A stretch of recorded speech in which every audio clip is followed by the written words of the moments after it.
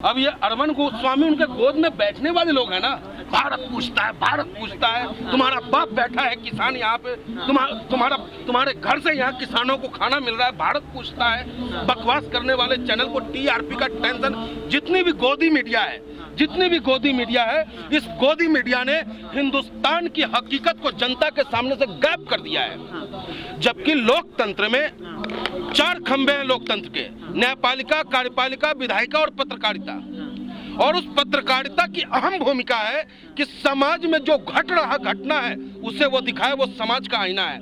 लेकिन आज ये सिर्फ पैसे की लोलुपता में, भोग विलासता में ये खो चुका है। अपनी टीआरपी चाहता है। बताओ, इसे बालाकोट की घटना की जानकारी 3 दिन पहले हो जाता है और हमारा एनआईए हाथ पे हाथ रख के बैठा है, हमारा सुरक्षा विभाग हाथ में हाथ रख के बैठा है। प्रधानमंत्री पीएम हाउस में उसकी इतनी सक्रियता है कि जो भी घटना घटेगा उससे पहले अरविंद को पता चल जाए, उस पे एनआईए का जांच नहीं होगा, ईडी नहीं बैठेगा, क्योंकि वो प्रधानमंत्री जी की गोद में बैठने वाले लोग हैं। ये चौकीदार है अंबानी और अडानी का, ये चौकीदार है पूंजीपतियों का, ये चौकीदार हमारा नहीं है।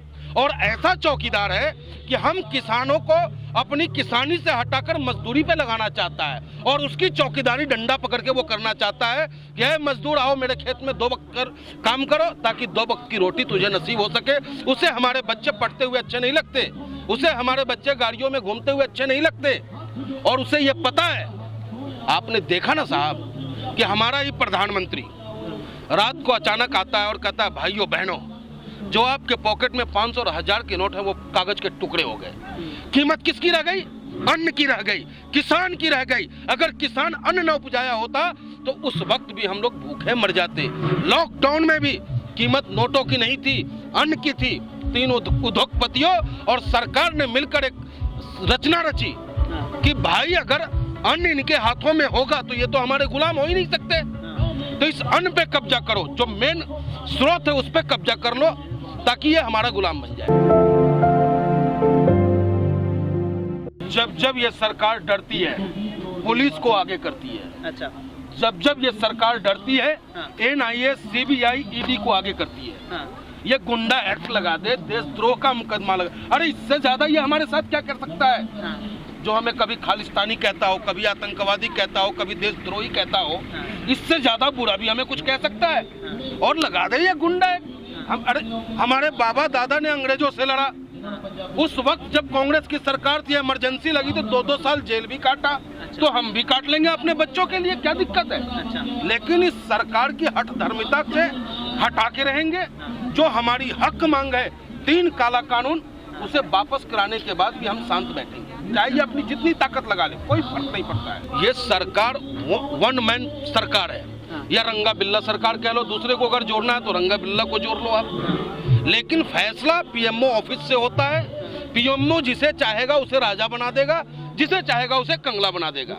लेकिन ये किसान प्रधानमंत्री का विरोधी नहीं है, मैं आज फिर कहना चाहता हूँ, क्योंकि हिंदुस्तान का प्रधानमंत्री जो कोई भी होगा उसका सम्मान हिंदुस्तान की जनता और किसान करता आया है। वाकई अगर वो नौजवान है, उसके अंदर हिंदुस्तान का खून दौड़ रहा हो, वाकई उसके कलमों में ताकत हो, बुद्धिजीवियों में, जो अपने कलम से लिख सके, तो वो अपने कलम की गुलामी को छोड़ दे। ये लड़ाई किसान अपनी नहीं लड़ रहा है, हिंदुस्तान की लड़ाई लड़ रहा है। हिंदुस्तान के लोगों के थाली से रोटी गायब हो जाएगा साहब। इस बात को समझे आप कि कल तक जो आलू, पुराना आलू, आज तक हमारे बाबा दादा ने भी 50-60 रुपए किलो नहीं खरीद के खाया। लेकिन जब तक व्यापारियों के स्टॉक में था 50 रुपए आप खाए, और आज किसान के खेत से निकल के आए 10 रुपए किलो आपके घर तक पहुंचा के दे रहा है आलू। और अगर वही स्टोरेज में चला गया, ब्लॉक हो गया, तो कल को वो आलू हमें 100 रुपए खरीदने पर मजबूर होना पड़ेगा और हमारी वो कमाई नहीं होगी और हम भूखे मरने को मजबूर हो जाएंगे साहब। चोर चोर मौसेरा भाई, ये सबके सब चोर हैं। जिस दिन देश हमारा आजाद हुआ उस दिन भी इनकी कोई भूमिका नहीं थी। और ये तिरंगा का सम्मान क्या करेंगे जो अब जाकर के अपने भोपाल कार्यालय पे तिरंगा झंडा लहराना शुरू किया है? अरे तिरंगा में तो हम लिपट के जाना कब्रिस्तान और शमशान तक पसंद करेंगे, लेकिन ये तिरंगा को तो सिर्फ अपने फायदे के लिए, अपनी वोट की राजनीति के लिए यूज करते हैं। और हम लोग तिरंगा को हिंदुस्तान की आन बान शान समझते हैं साहब। तिरंगा में अगर लिपट के मर गए ना, तो हमारे आने वाला जो पुश्त है वो भी कहेगा कि मेरा बेटा, मेरा दादा, मेरा बाबा जो था तिरंगा में गया। उसके पास फुर्सत कहाँ है? कभी वो कंगना का अंगना दिखाएगा, कभी वो जो है बंगाल पहुंच जाएगा, कभी आप मध्य प्रदेश में लगातार 4 दिनों से हमारी बहन बेटियों के साथ बलात्कार हो रहा है, लेकिन ये मीडिया दिखा करके राजी नहीं है। उत्तर प्रदेश में रोजाना बहन बेटियों के साथ बलात्कार हो रहा है, दिखा के राजी नहीं। कानून व्यवस्था ध्वस्त है, उसे दिखा कर राजी नहीं है। वो सिर्फ ये फिल्म बहुत बढ़िया चलने वाला है, अब वो तांडव को लेकर के एक सीरियल वेब सीरीज आया है, अब उसे दिखाने का काम कर रहा है। अरे असली तांडव तो किसान कर रहा है। किसान जो नृत्य कर रहा है भगवान शिव का नाम लेकर के, अल्लाह का नाम लेकर, वाहेगुरु का नाम लेकर के, उसको देखो और दिखाओ।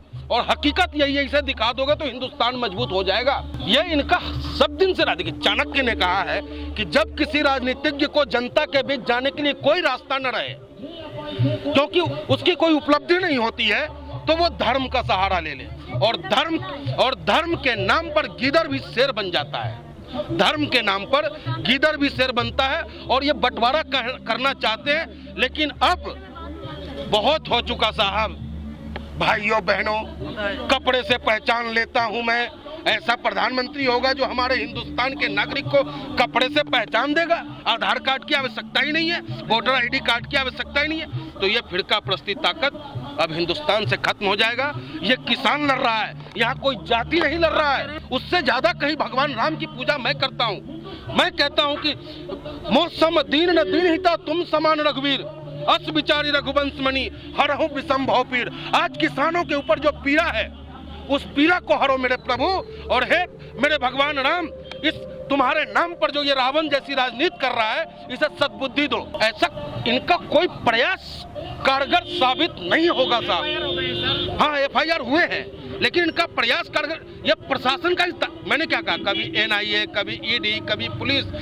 जब भाजपा डरता है, पुलिस को आगे करता है। इनमें अपना कलेजा नहीं है। अरे 56 इंच का सीना कह देने मात्र से 56 इंच का सीना होगा। हर किसान के बेटे का सीना 56 इंच का है।